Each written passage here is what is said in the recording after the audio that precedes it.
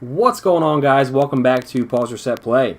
So, Dead Orbit did win the faction rally from last week, as many people suspected he would. He was selling that Graviton Lance Catalyst, which was highly sought after, so not much of a surprise that Dead Orbit did win the faction rally. The end result, though, is the Basilisk Shotgun is available for purchase. And to be honest, I don't know if you had to have pledged to Dead Orbit to buy this item, or if you had to pledge to Future War Cult or New Monarchy, if you can also buy it. So let me know in the comments if you actually did pledge to Future War Cult or New Monarchy, and see if you can go buy this weapon. You can definitely buy it if you pledge to Dead Orbit. It's available for the very low cost of 1,000 Glimmer. It comes with some pretty good stats for Crucible to begin with, and it also it's a masterwork weapon. It tracks the number of Crucible opponents defeated, which kind of suggests that, hey, take this thing into PvP and see what you can do with it. And it also increases the handling of the weapon pretty significantly. But let's take a look at the weapon perks and see if this is also going to be able to make it even more of a beast in PvP. So looking at the first column, you can either pick between smoothbore, rifled barrel, or fluted barrel. Me personally, I'm going to keep it on smoothbore. That increases the range. You are having more of a projectile spread, but I think you want to make sure that you're increasing the range as much as you can for any shotgun in PvP. Moving on to the second column, you can either go with extended mag or Accurized rounds.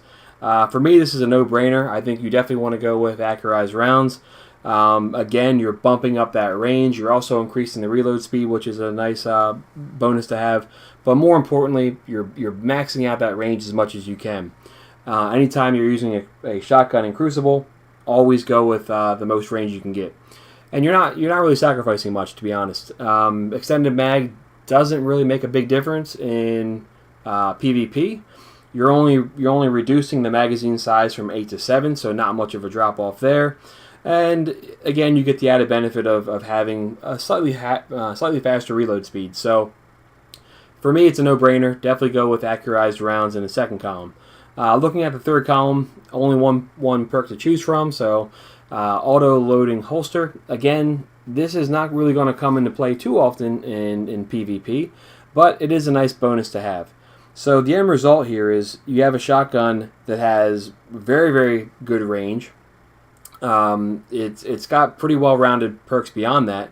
Sure, it has some low stability, but that really isn't going to impact you too much in Crucible. And I suspect that this would be a very, very good weapon to use, especially if you're a shotgun user, as I'm seeing more and more lately in PvP.